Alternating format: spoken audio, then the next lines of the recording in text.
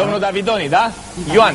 Bună ziua la toată lumea. Intuiția, importantă, foarte importantă și pentru vedete, spuneam, și pentru paparații. Aici e un obiect. Roxana, uitați-vă cu mare atenție la acest obiect.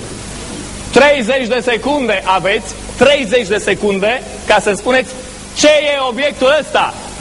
Intuiția. Puteți să-l atingeți, să faceți ce vreți cu el. Avion. Avionul. Unde-i papagalul? 30. Stați puțin. Ce poate să fie, Dana? Ce poate să fie ceva aiurea? Ce asta, Dana? Nu știu, nu pot să-mi dau seama. Ioana,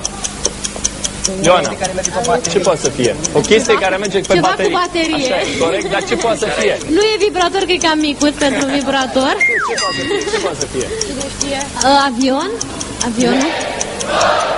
Ce poate să foarte fie? multe obiecte aici, pe Avion! Nu. Nu? 30 de secunde ați fi avut la rachetă? Cum să fie rachetă? Un trandafir? Ăsta trandafir? Să fie trandafir ăsta. Stați puțin. Ce? Iepure. Stați puțin. Vă ajut eu, Roxana. Stai puțin. Asta ce este? Scorpion.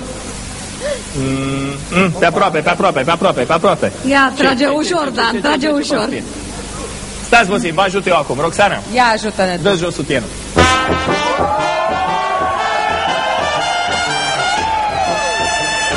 Foarte important. Nu se poate să nu recunoașteți subiectul ăsta. Domnul Davidoni e un inventator faimos. Nu fotografiați, nu fotografiați. Nu fotografiați. Domnul Davidoni, trebuie să ne explicați la ce e bun obiectul ăsta. Nici paparații, nici vedete nu și-au dat seama. Aveți mare onoare să ne spuneți la ce folosește. La sutien. Mă rog. Ce-i la sutien? Stați puțin, ce-i la sutien? Puful, să țină cald. Ajutați-ne, domnul Davidoni. Este vorba de un mecanism vibrator pentru sutiene și pentru relaxarea musculară a pieptului, a sânilor.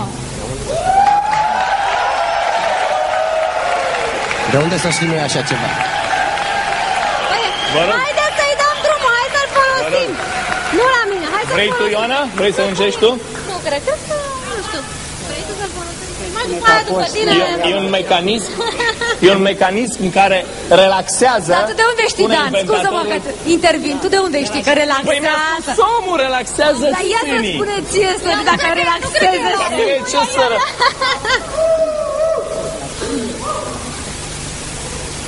Domnul Davidoni, sunteți fericitul posesor al unui obiect care relaxează. Soția dumneavoastră știe ce faceți acum. La ce folosește? Relaxează Lăsați-mă pe mine, domnule, în același timp dispersează nodulii. Relaxează sânii și dispersează nodulii. Eu cred că este alte chestii care relaxează sânii, Dan. Lăsați-l pe Liviu că vă tremură mânuțele. E în regulă. Tremură mâinile. Stai să... E în regulă. Mulțumim domnului Davidoni.